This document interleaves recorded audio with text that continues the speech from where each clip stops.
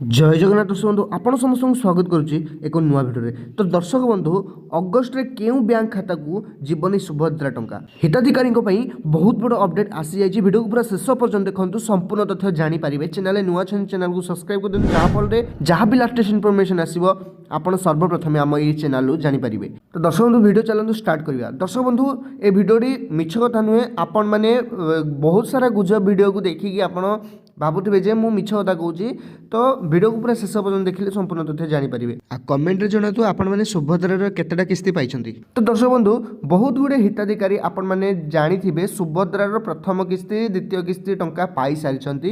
हिताधिकारी account को समस्त टंका जाई सारिछि किंतु बहुत गुडे हिताधिकारी एभଳି अछन जे मानकु ना प्रथम किस्ती मिलिछि ना सेकंड किस्ती मिलिछि। एबे भी से माने अपेक्षा रे अछंती कि एक थर्ड किस्ती दबा समय रे से मानकर टंका आसीओ बोली। तो दर्शक बंधु एभଳି परिस्थिति रे कोन होछि कि बहुत गुडे हिताधिकारी जो मानकु पैसा मिलवा जो माने योग्य से माने बहुत चिंताशील रोचन जे हमर कोन किछि प्रॉब्लम हे कि गवर्नमेंट कोन हमकु किछि पैसा दबनी कि।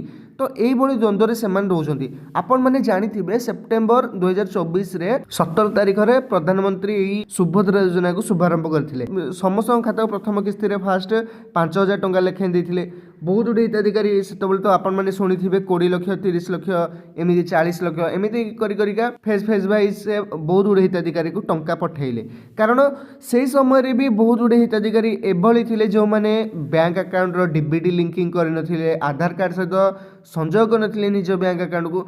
एभଳି प्रॉब्लम एबे पर्यंत भी हिताधिकारी रहुची जो माने ए पर्यंत भी बैंक को जाइकी से सब जिंस समाधान करू नाहंती। तो जानि रखंतु सेप्टेम्बर मास 2024 रु ए सब जिंस डिक्लेयर करा हलानी एबे पर्यंत भी आधार कार्ड सहित आपण माने लिंकिंग जदी करू नाहंती तो आपण मानन किभଳି भाबरे टंकाटे मिलियो। कारण एबे डीबीटी माध्यम रे डायरेक्ट बेनिफिशियरी ट्रांसफर माध्यम रे आपण को अकाउंट को आसीबो। कोनोसी मझिरे लोक रहिबे नाही आपण को पैसा दबाई केवल बैंक अकाउंट को डायरेक्टली ही गवर्नमेंट आपनकर पैसा पठेबो। तो आपण माने जानि रखंतु अगस्त 9 तारिख रे रक्षाबंधन अवसर रे आपण मानकु जो टंका मिलिबो 5000 टंका लेखे जे मानकु टंका मिली नाही एबे जाय बैंक रे आपण मानकर ए सब जिंस जांच करनियंतु जदी आपनकर सब जिंस ठीक थिबो डीबीटी लिंकिंग सहित आधार कार्ड लिंकिंग पूरा हो जाइथिबो आपण बैंक रे जाके आपनकर खाता देखि दियंतु जो खाता सहित आपनकर आधार कार्ड संजोग थिबो सेही अकाउंट को ही टंका आसीबो। आपण माने जाइकी जांच करे नियंतु। आउ राखी पूर्णिमा एका बेलके 3टी किस्तीर सुभद्रा टंका आसीबो अर्थात 15,000 टंका सीधा सड़क आपण अकाउंट को आसीबो जे मानकु मिली नथिला।